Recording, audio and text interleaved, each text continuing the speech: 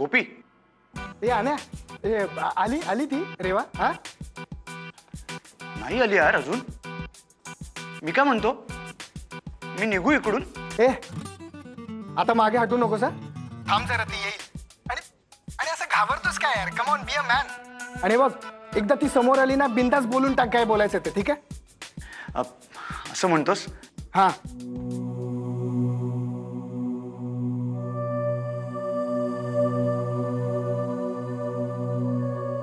तर अप्पा महाराज, जत्रेच्या पहिल्या दिवसापासून हा प्रकार सुरू आहे.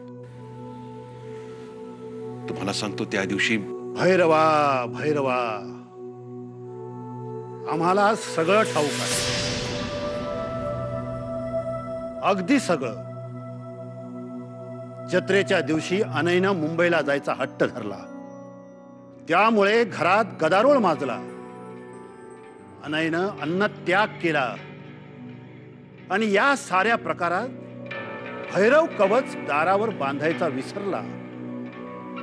घोर अनर्थ भैरवा, घोर अनर्थ.